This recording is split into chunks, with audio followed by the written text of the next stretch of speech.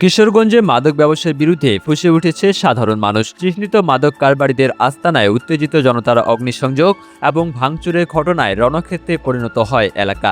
পরিস্থিতি নিয়ন্ত্রণে এলাকায় মোতায়েন করা হয়েছে অতিরিক্ত পুলিশ। স্থানীয়রা জানান, দীর্ঘদিন ধরে কিশোরগঞ্জ সদর এলাকায় প্রশাসনের চোখ ফাঁকি দিয়ে মাদকের বিশাল সিন্ডিকেট চালাচ্ছিল চিহ্নিত মাদক সম্রাট জ্যোৎস্না আক্তার ও তার সহযোগীরা। মাদকের নীল থাবায় এলাকার যুব সমাজ ধ্বংসের মুখে পড়ায় দীর্ঘদিন ধরেই ভেতরে ভেতরে তীব্র ক্ষোভ জমছিল স্থানীয় বাসিন্দাদের মনে।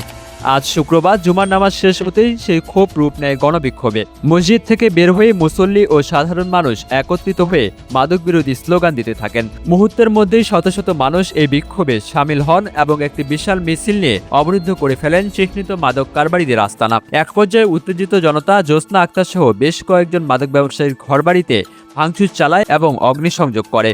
ঘটনার পরপরই এলাকায় চরম উত্তেজনা ছড়িয়ে পড়লে পরিস্থিতি নিয়ন্ত্রণে আনতে দ্রুত পুলিশ ফোর্স নিয়ে ঘটনাস্থলে উপস্থিত হন কিশোরগঞ্জ সদর মডেল থানার অফিসার ইনচার্জ মোহাম্মদ আবুল কালাম ভূঁইয়া। তিনি নিজে দাঁড়িয়ে থেকে উত্তেজিত জনতাকে শান্ত করবার চেষ্টা করেন। পরে ফায়ার সার্ভিসের কর্মীরা এসে আগুন পুরোপুরি নিয়ন্ত্রণে আনেন। আইন নিজের হাতে তুলে না নিয়ে অপরাধীদের দমনে পুলিশকে তথ্য দিয়ে সহায়তার আহ্বান জানিয়েছেন সদর থানার ওসি। বর্তমানে এলাকার পরিস্থিতি পুলিশের নিয়ন্ত্রণে থাকলেও মাদক ব্যবসায়ীদের বাড়ি পুড়িয়ে দেওয়ার এই নজিরবিহীন ঘটনায় পুরো জেলা জুড়ে ব্যাপক চাঞ্চল্যের সৃষ্টি হয়েছে।